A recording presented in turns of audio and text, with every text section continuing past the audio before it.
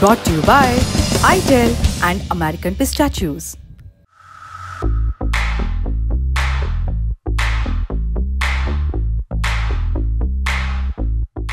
UP police की special task force यानी STF और पंजाब पुलिस की एक ज्वाइंट टीम ने ऑपरेशन में आतंकी संगठन बब्बर खालसा इंटरनेशनल के एक आतंकी को पकड़ा है।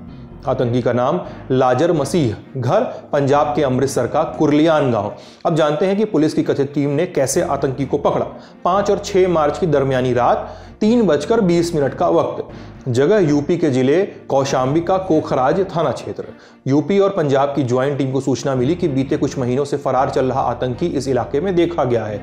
पुलिस ने दबिश दी और लाजर मसीह को अरेस्ट कर लिया। मसीह के पास से टीम्स को 3 हैंड ग्रेनेड, 2 डेटोनेटर, एक रशियन मेड 7.62 mm पिस्टल, 13 कारतूस, विस्फोटक पाउडर, गाजियाबाद के पते का आधार कार्ड और एक बिना सिम का मोबाइल फोन मिला। मसीह के अरेस्ट के बाद ज्वाइंट टीम्स ने सूचना दी कि मसीह बब्बर खालसा इंटरनेशनल के साथ साथ पाकिस्तान की इंटेलिजेंस एजेंसी ISI के साथ भी काम करता रहा। सुनते हैं पुलिस अधिकारियों को जो और जानकारियां साझा कर रहे हैं। इस ऑपरेशन के तहत दिनांक 6/3/25 को बब्बर खालसा इंटरनेशनल एवं ISI के मॉड्यूल का सक्रिय आतंकवादी लजर मसीह पुत्र कुलविंदर को कौशांबी से गिरफ्तार किया गया है। अभियुक्त का पूरा नाम लजर मसीह पुत्र कुलविंदर, निवासी ग्राम कुरलिया, थाना रामदास, अमृतसर, पंजाब है। इसके बारे में बताना चाहेंगे कि ये पाकिस्तान बेस्ड जो ISI मॉड्यूल है उसमें Harvinder Rinda and German based module जिसमें स्वर्ण सिंह जीवन फौजी उसका ऑपरेटिव था हैप्पी पशिया।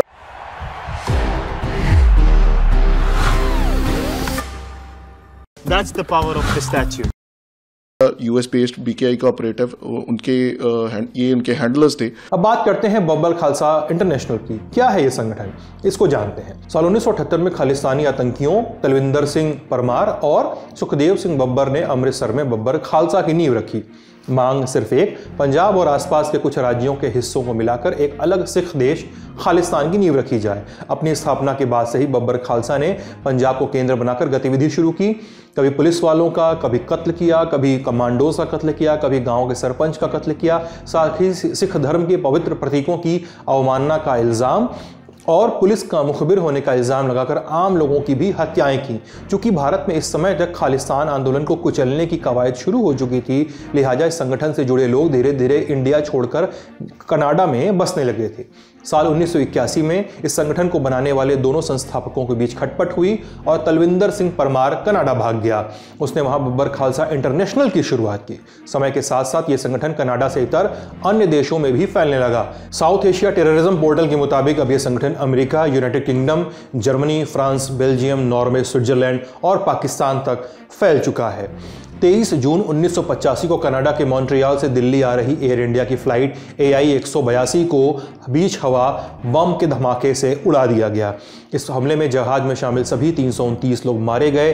बब्बर खालसा इंटरनेशनल ने इस हमले को प्लान किया था और इसकी जिम्मेदारी ली थी। 31 अगस्त 1995 को पंजाब के मुख्यमंत्री और कांग्रेस नेता बेअंत सिंह की चंडीगढ़ में एक आत्मघाती बम धमाके में मौत हो गई थी। इस घटना को बब्बर खालसा इंटरनेशनल के मिलिटेंट दिलावर सिंह बब्बर ने अंजाम दिया था। अगर आप इंटरनेट पर खंगालते हैं तो आपको हत्या और हमलों के ऐसे बहुतेरे केस मिल जाएंगे जिनके पीछे सिर्फ एक नाम है, बब्बर खालसा इंटरनेशनल।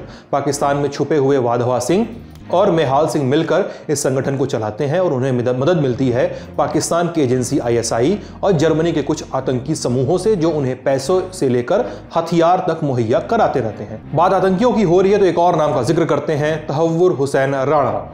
पाकिस्तान का रहने वाला तहव्वुर 26 नवंबर 2008 को मुंबई में हुए आतंकी हमले का साजिश करता है और अभी अमेरिका की जेल में बंद है। 13 फरवरी 2025 को प्रधानमंत्री नरेंद्र मोदी और US प्रेसिडेंट डोनाल्ड ट्रंप के बीच वॉशिंगटन में मुलाकात हुई थी, तो एक बात पर सहमति भी बनी थी, तहव्वुर राणा अमेरिका से भारत आएगा। अब इस आतंकी ने इस प्रत्यर्पण से बचने के लिए अमेरिका की सुप्रीम कोर्ट का दरवाजा खटखटाया है।